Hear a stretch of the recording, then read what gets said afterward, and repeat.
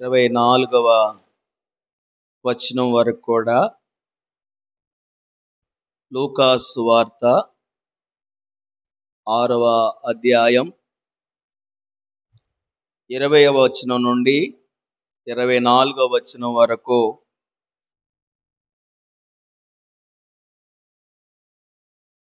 ఉన్న వాక్య భాగాన్ని చదువుదాం. అంతటా ఆయన తన శిష్యుల తట్టు పారచూచి ఇట్లాగా అనెను, బీదలైన మీరు ధన్యులు,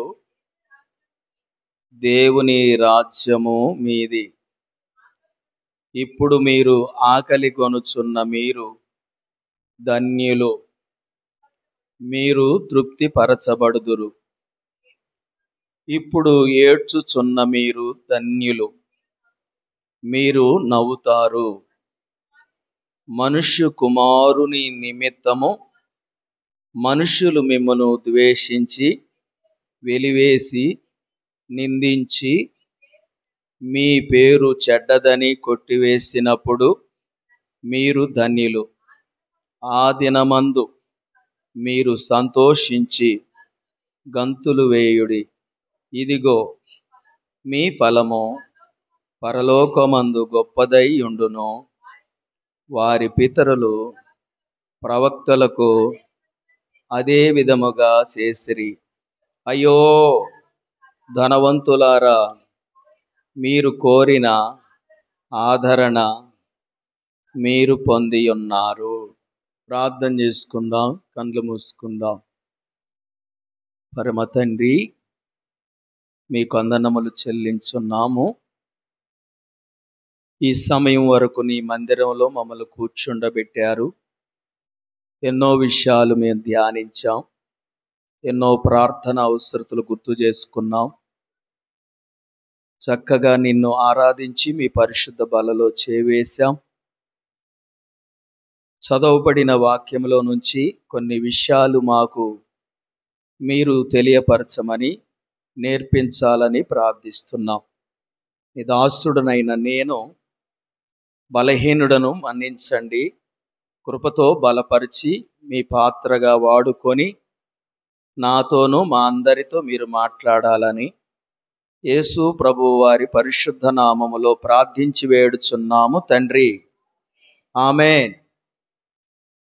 ప్రభువునందు ప్రియమైన దేవుని బిడ్డలారా, దేవుడు మనకు అనుగ్రహించినటువంటి ఈ భాగంలో మరి లూకా సువార్తలో 6వ అధ్యాయములో 20వ వచనం నుండి 24వ వచనం వరకు కూడా వాక్య భాగాన్ని చదువుకున్నాం.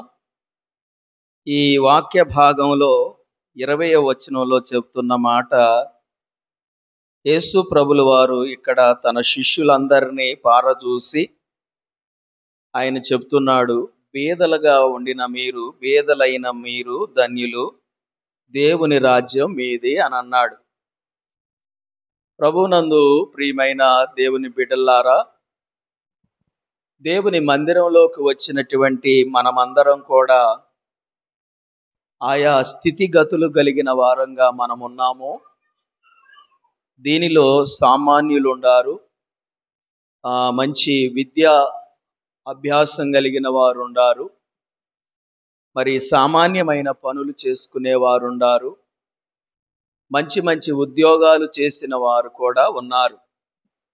ఏది ఏమైనప్పటికీ మరి చిన్నలు ఉన్నారు, పెద్దలు ఉన్నారు, మధ్య వయస్కులు ఉన్నారు, వృద్ధాప్యంలో కూడా ఉన్నవారు ఉన్నారు. మనమందరము కూడా దేవుని మందిరంలోనికి వచ్చాం. దేవుని ప్రేమను మనం పొందుకున్నాం. మొదట దేవుడే మనల్ని ప్రేమించాడు. దేవుడు లోకాన్ని ప్రేమించాడు, మనలను కూడా ప్రేమించాడు. దేవుని ప్రేమ మన పట్ల ఉంది, దేవుని కృప మన పట్ల చూపాడు. దేవుని ప్రేమను పొందుకోవడానికి అనర్హులమే, అయోగ్యులమే. అయినా దేవుడు ప్రేమ చూపాడు, యోగ్యులుగా చూపాడు. ఆయన కృపతో జ్ఞాపకం చేసుకున్నాడు. ఆయన కృప మన ఎడల హెచ్చుగా ఉంచాడు. మనలందరినీ దేవుని ప్రజలుగా చేశాడు. మరి దేవుడు గొప్ప దేవుడు. ఆయన గొప్ప రాజ్యానికి వారసులుగా చేసి దేవుని సంఘంలో మనలందరినీ ఉంచి దేవుని మందిరానికి, సమాజ మందిరానికి దేవుడు మనలందరినీ నడిపించాడు. దేవునికి స్తోత్రములు. బీదలైనటువంటి మీరు ధన్యులు, పరలోక రాజ్యము మీది. అంటే దేవుడు ఎంత గొప్పవాడో, దేవుడు ఎంత ప్రేమామయుడో ఆ దేవుని ప్రేమను తెలుసుకున్నాం. ఆయన ప్రేమకు ప్రతిగా మనం ఆయన కలిగి ప్రేమతో మనం ఆయన్ని వెంబడించాలి. దేవుడు గొప్పవాడు. మనము బీదలుగా ఉన్నప్పటికీ దేవుడు తన గొప్ప రాజ్యానికి, గొప్ప ఉన్నత పరలోకానికి మరి నడిపించటానికి దేవుడు మనతో సహవాసం చేస్తున్నాడు. కనుక మనము ఆ గొప్ప దేవునితో మనం మంచి సహవాసంలో సాగి వెళ్ళాలి. అబ్రహాము ఆయన బొమ్మలు చేసుకొని ఆయన వాటిని అమ్ముకునేవాడుగా ఉన్న విధానాల్లో చరిత్ర చెప్తున్న ప్రకారంగా అబ్రహాముతో దేవుడు దర్శన రీతిగా మాట్లాడాడు. అబ్రహామా, నీ తండ్రి ఇంటి నుండి, నీ స్వజనుల నుండి, నేను నీకు చూపించే దేశము నుండి నువ్వు బయలుదేరాలి. నేను చూపించే దేశానికి నువ్వు బయలుదేరి వస్తే నిన్ను ఎలాగా చేస్తానని చెప్పాడు చెప్పండి? గొప్ప జనముగా చేస్తాను. గొప్ప జనముగా దేవుడు చేస్తాడు. గొప్ప జనముగా చేసే ఆ దేవుని మాట మనము మన జీవితాల్లో చాలా జాగ్రత్తగా మనము మన బ్రతుకులో ముందుకు వెళ్ళడం మంచిది.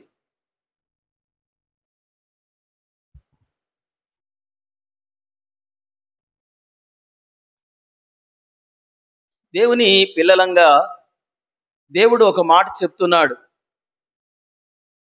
దేవుడు ఏం చెప్తున్నాడు అంటే అబ్రహాముతో చెప్తున్నాడు. అబ్రహామా, నీ దేశం నుండి బయలుదేరు,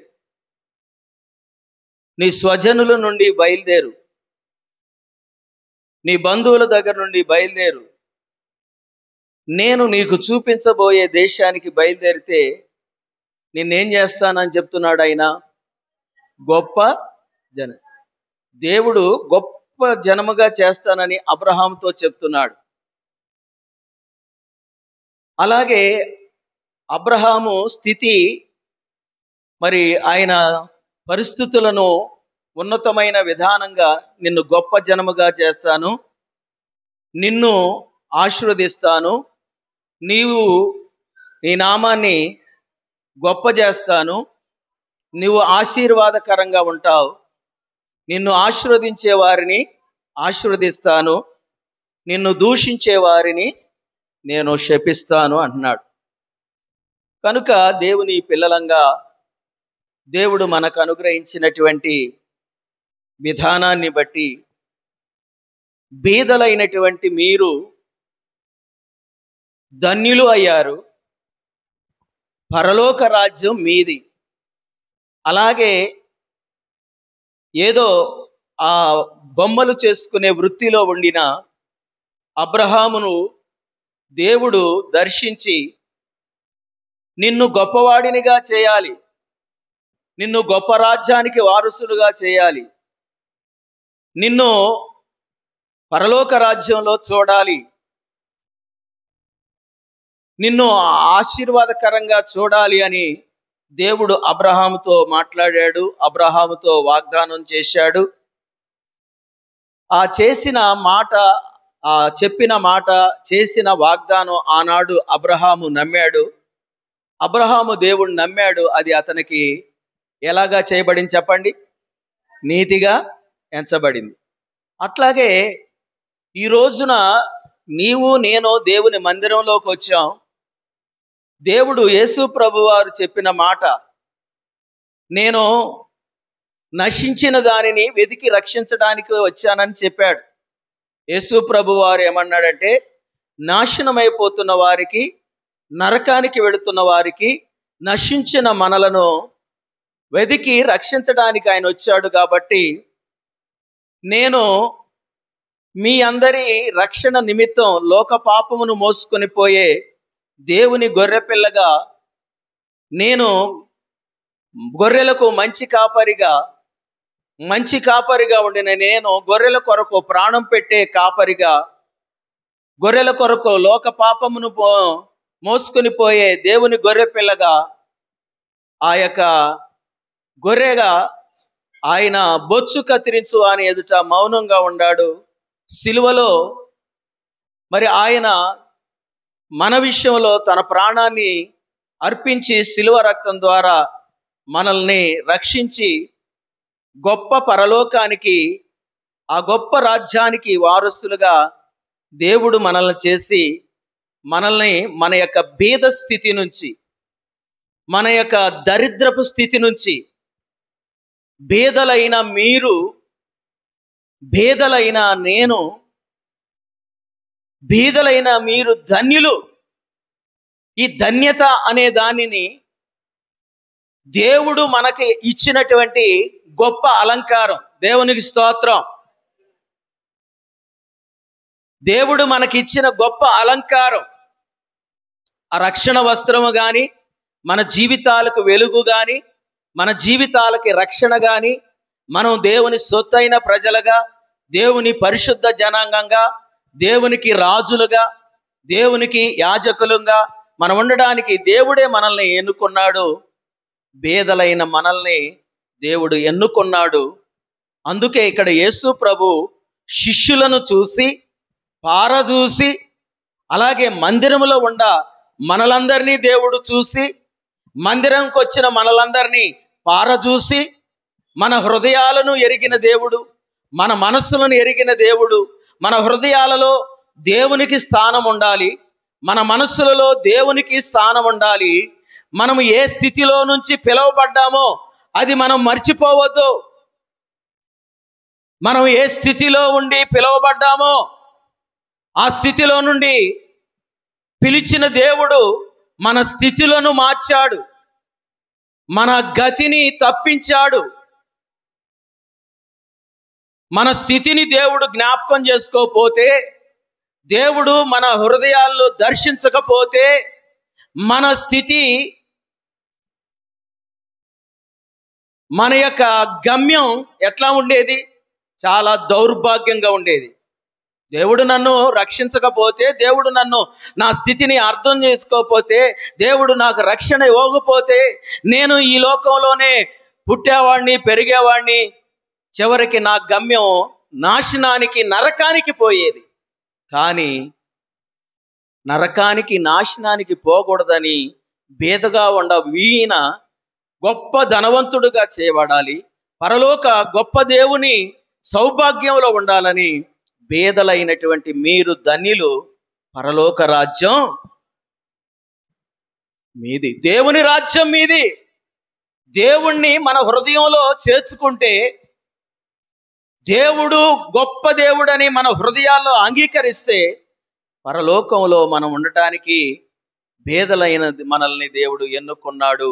మన స్థితుల్ని దేవుడు జ్ఞాపకం చేసుకొని మనల్ని ధన్యులుగా చేశాడు. కనుక క్రీస్తునందు ప్రియమైన దేవుని సంగమా, దేవుని మాట వినడానికి, దేవుని మాటకు లోబడడానికి మన హృదయాలు లోబడే హృదయాలుగా, దేవుని మాట వినడానికి మనకి మంచి మనస్సు మన జీవితాలకి ఉండాలని మనం నేర్చుకొనగోరుచున్నాము. నా వరకు నేను నేర్చుకోగోరుచున్నాను. దేవుని మాటని వినడంలో నేను వెనుకంజ వేయకూడదు. అలాగనే దేవుని బిడ్డలు కూడా దేవుని మాట వినడంలో వెనుకంజ వేయకూడదు. దేవుని హృదయంలో చేర్చుకునే విషయంలో, ఎల్లప్పుడూ దేవుని మాటల్ని మన హృదయంలో చేర్చుకునే విషయంలో మనం దీనులుగానే ఉండాలి. దీనులదే పరలోక రాజ్యం. అందుకే ఇక్కడ బీదలైన మీరు ధన్యులు, దేవుని రాజ్యము ఎవరిదన్నాడు?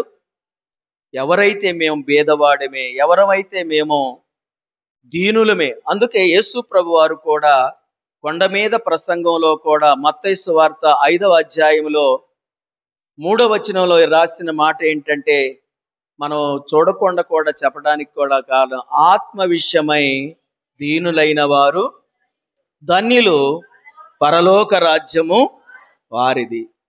బీదలు అంటే సువార్తను అంగీకరించేవారు, సువార్తకు లోబడేవారు.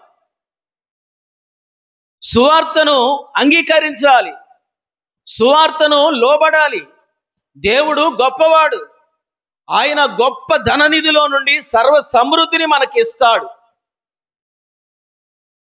కాబట్టి క్రీస్తునందు ప్రియ దేవుని జనాంగమా, దేవుని మాట వినడంలో దేవుని మాటను పక్కకు పెట్టకాకండి. దేవుని మాటను గనక మన హృదయాల్లోకి కొంచెం అంగీకారంలోకి తీసుకొస్తే ఈ లోకంలో మనం భేద స్థితిలో గడవచ్చేమో కానీ పరలోకంలో గొప్ప భాగ్యవంతులుగా దేవుడు చేస్తాడు. దేవునికి స్తోత్రం. దీనికి ఒక మాట చెప్తాను, వినండి. యాకోబు రాసిన పత్రిక 2వ అధ్యాయం 5వ వచనం ఒకసారి చదవండి. ఈ బీదలైన వారు మీరు ధన్యులు, దేవుని రాజ్యం మీది అన్నాడు. ఆత్మవిషయమై దీనులైన వారు ధన్యులు, పరలోక రాజ్యము వారిది అని ఈ 2 మాటల యొక్క సముదాయమే మరలా యాకోబు రాసిన పత్రిక ఆ యొక్క 2వ అధ్యాయం మనము 5వ వచనాన్ని చూసి చదువుతున్నప్పుడు ఇట్లా రాసి ఉంది. చదువుతారా బిడ్డలారా? నా ప్రియమైన సంగమా, నా ప్రియమైన సహోదరులారా, సహోదరీలారా, ఆలకించండి. ఈ లోకం విషయములో దరిద్రులైన వారిని విశ్వాసమందు భాగ్యవంతులుగాను,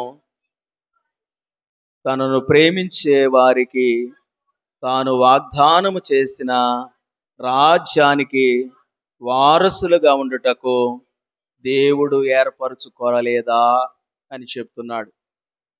ప్రియులారా, చూడండి ఎంత మంచి మాట వాగ్దానము చేసిన దేవుడు మనకు తెలియచేస్తున్నాడో. ఇక్కడ మనము చూసిన ఇంతవరకు విన్న మాటల్ని ఆ మనస్సులో పెట్టుకొని దేవుని వాక్యాన్ని ఆనబెట్టి రుజువుగా మనం నేర్చుకోవలసింది ఇక్కడ చెప్పాడు. యేసు ప్రభువు వారు లూకాసు వార్తలో 6వ అధ్యాయము 20వ వచనంలో పేదలుగా ఉండిన మీరు ధన్యులవుతారు, దేవుని రాజ్యం మీది అన్నాడు. కొండ మీద ప్రసంగంలో కూడా ఆత్మ విషయమై దీనులైన వారు మీరు ధన్యులు, పరలోక రాజ్యం మీది అంది. ఈ 2 సందర్భాలు ధన్యత, పరలోక రాజ్యాన్ని గురించే ప్రస్తావనలోకి తీసుకొస్తుంది. కనుక దేవుని పిల్లలు గొప్పగా ఉండాలి. దేవుని మాటను కూడా గొప్పగా అనుసరించాలి, క్రియాపూర్వకమైన జీవితంగా. ఈ లోకంలో మనకి గొప్ప ధనము లేకపోవచ్చు, మనం అందరి చేత ద్వేషించబడి బేదోడ్రా వీడు అని అనిపించుకోవచ్చు, కానీ విశ్వాసంలో సౌభాగ్యవంతులు అనే పేరు లేకపోతే దండగా అయిపోతాం.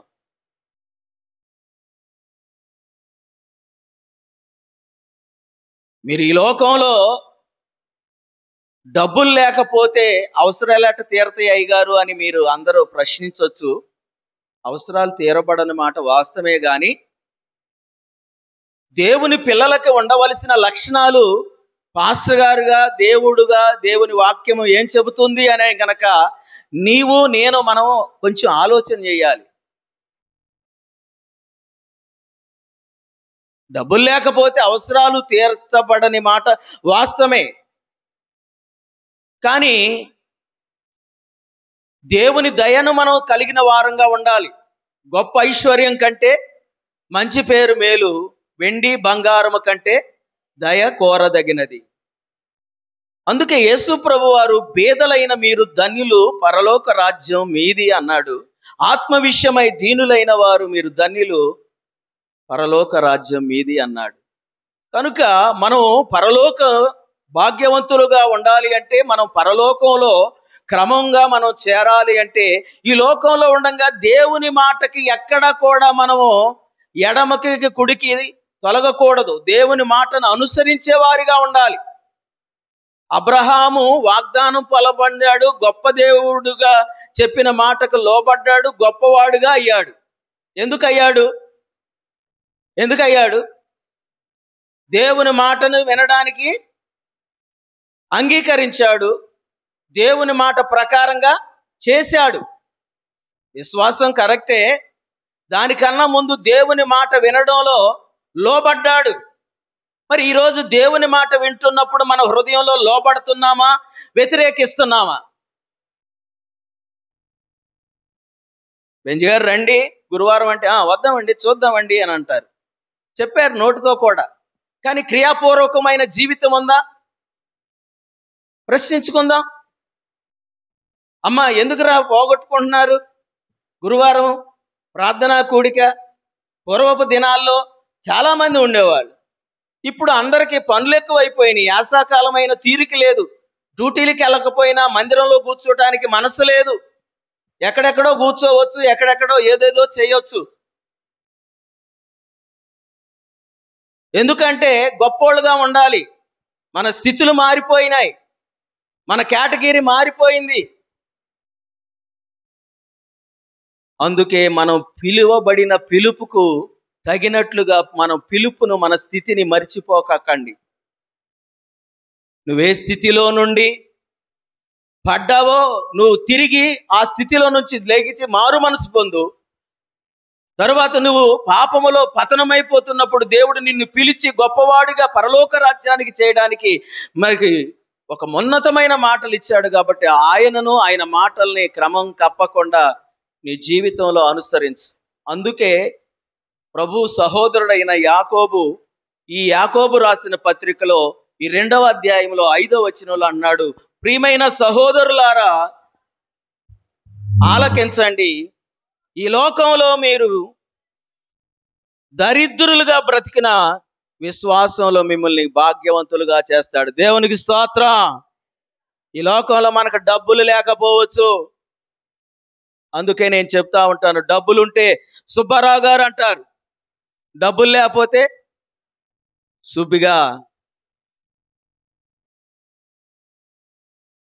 డబ్బులు కాదండి ఉగ్రత దినమంద ఆస్తి ఆఖరకు. విశ్వాసాన్ని ఉండాలి. విశ్వాసంతో మనం ప్రభువుని వెంబడించాలి.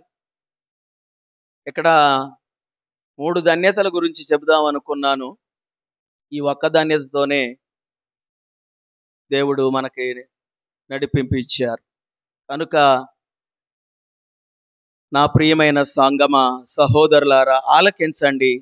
ఈ లోక విషయంలో దరిద్రులైన వారిని విశ్వాసమందు భాగ్యవంతులుగా చేశాడు. తనను ప్రేమించే వారికి, అనగా దేవునిని ప్రేమించే వారికి దేవుడిచ్చిన వాగ్దానపు మాటల్ని జాగ్రత్తగా మనం అనుసరిస్తే దేవుని రాజ్యానికి వారసులుగా ఉండటానికి దేవుడు మనల్ని ఏర్పరచుకున్నాడు.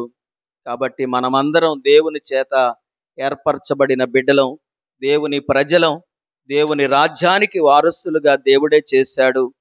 దేవుడే మన కొరకు దరిద్రుడుగా, భేదవాడుగా, ఆత్మలో లోబడి ఆత్మ విషయమై దీనులుగా ఉండిన మీరు, నేను మన పరలోకంలో గొప్ప దేవుని సన్నిధిని కలిగి ఉండడానికి దేవుడిచ్చే సన్నిధి చాలా శ్రేష్టమైంది. గనుక మనము బేదలుగా ఈ లోకంలో అనుకున్న పరలోకంలో గొప్ప దేవుడు గొప్ప రాజ్యాన్ని మనకిచ్చాడు.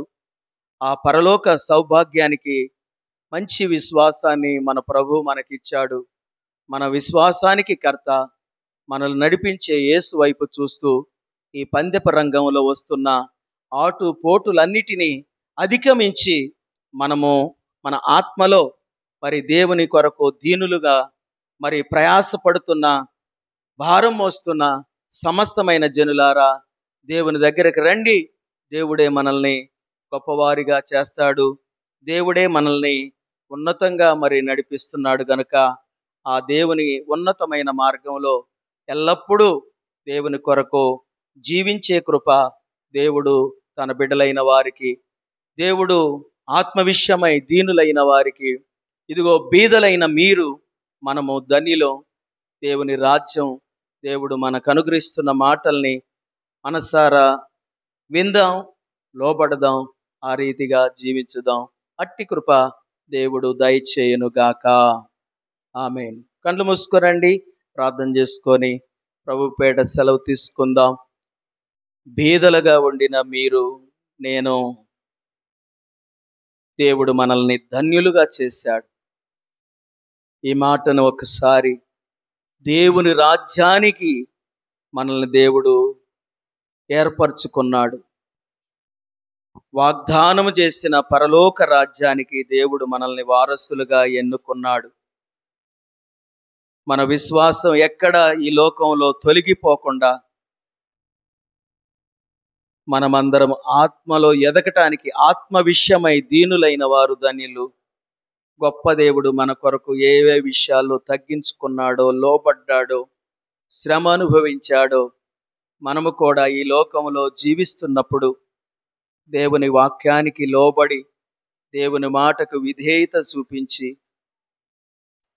మనం పరలోకంలో గొప్ప భాగ్యాన్ని ఇచ్చే దేవుని మాటకు,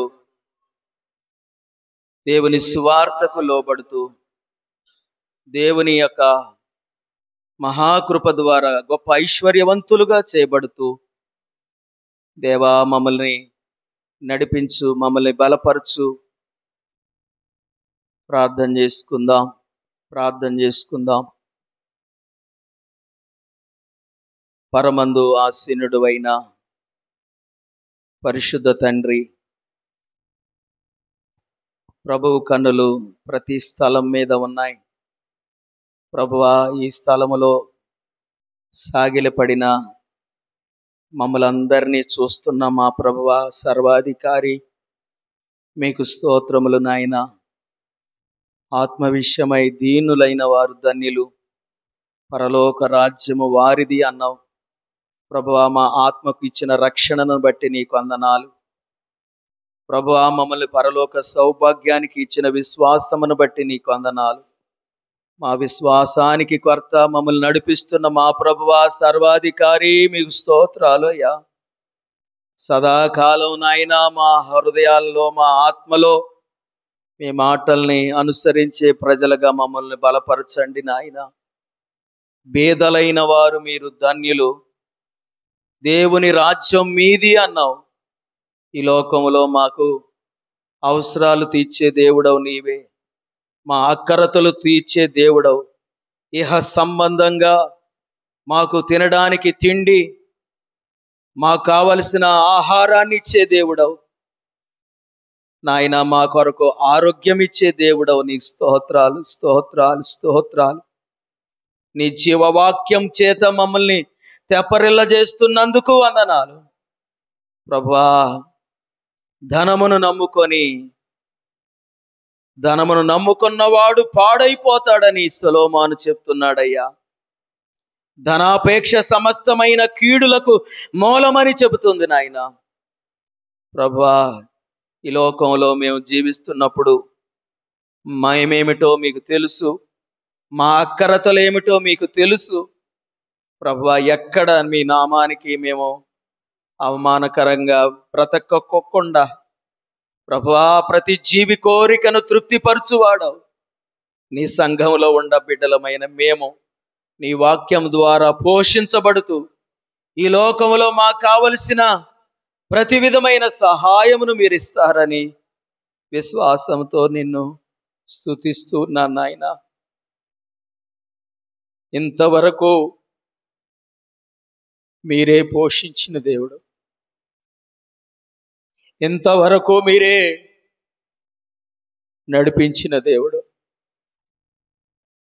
మేము క్రమంగానే మీ కొరకు మర్యాదగా నడిచే ధన్యకరమైన జీవితాలు మాకు దయచే. నీ సంఘము, నీ ప్రజలు, మీరు ఏర్పాటు చేసుకున్న బిడ్డలం ప్రభువా. కుడి ఎడమలకు మేము తొలగిపోకుండా మా పందెపు రంగములో మీ వైపు చూస్తూ మీ రాజ్యానికి హక్కుదారులుగా మా విశ్వాసాన్ని బలపరుస్తున్నందుకు వందనాలు. మీరిస్తున్న పరలోక సౌభాగ్యాన్ని బట్టి నీకు వందనాలు. నీ బిడ్డలందరినీ మమ్మల్ని బలపరచండి తండ్రి. సంఘములో నీ ప్రజలు ఇంకా చాలా మంది మందిరానికి రాలేకపోతున్నారు తండ్రి.